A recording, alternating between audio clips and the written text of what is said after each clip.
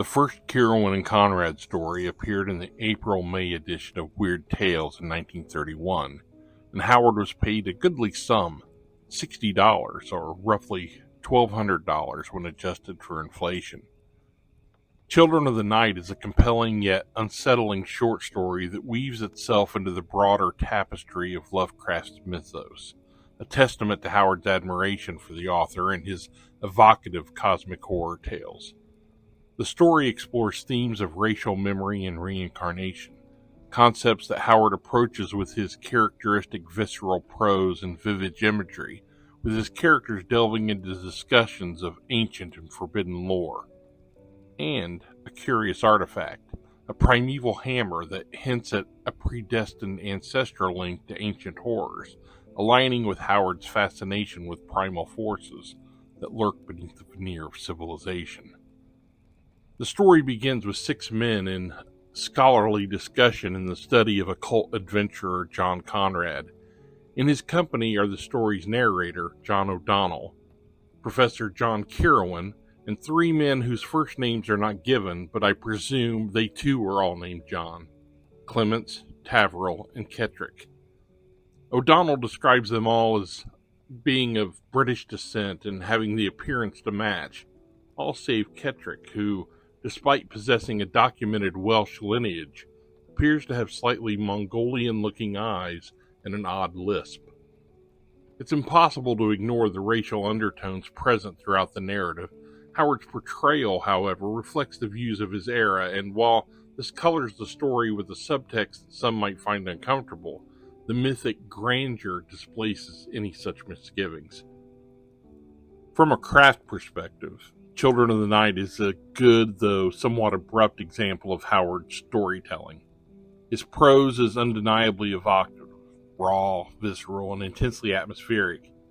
He deftly takes us from the confines of a posh scholarly study and into the primordial savagery of mythic Britain, then back again.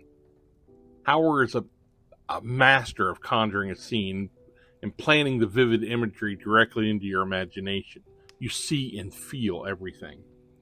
Robert E. Howard's writing is commanding. His ability to evoke visceral reactions remains undeniable.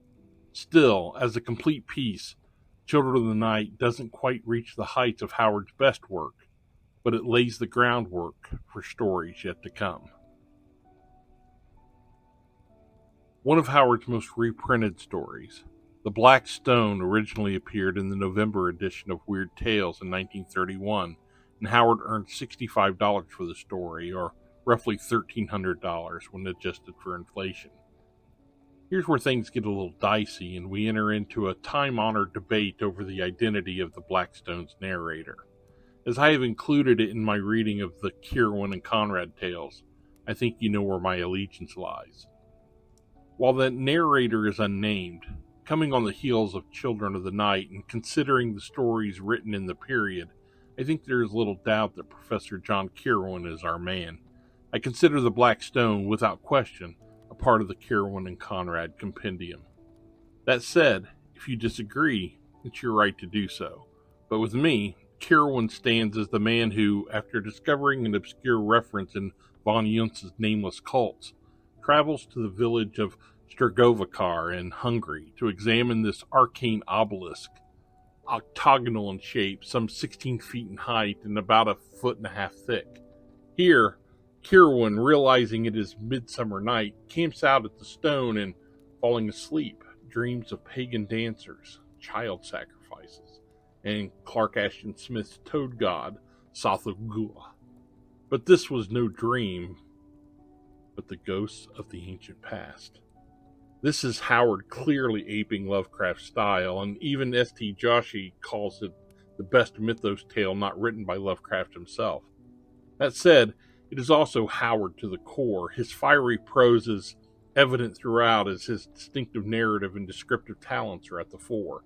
This is a brilliant story, bordering on folk horror and reminiscent of both Macon and Blackwood as well as Lovecraft. I saw its bloated, repulsive, and unstable outline against the moonlight and set in what would have been the face of natural creature, its huge blinking eyes which reflected all the lust, abysmal greed, obscene cruelty, and monstrous evil that has stalked the sons of men since their ancestors moved blind and hairless in the treetops. In those grisly eyes were mirrored all of the unholy things and vile secrets that sleep in the cities under the sea, and that skulk from the light of the day in blackness of primordial caverns.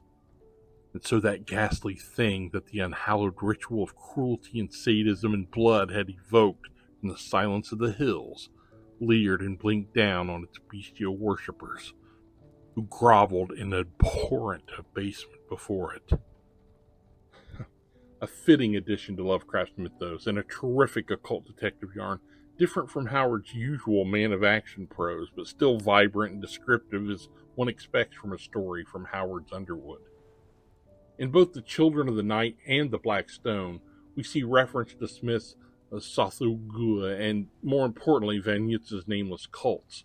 Perhaps, more importantly still, we see Robert E. Howard carving out his own little corner of the mythos universe.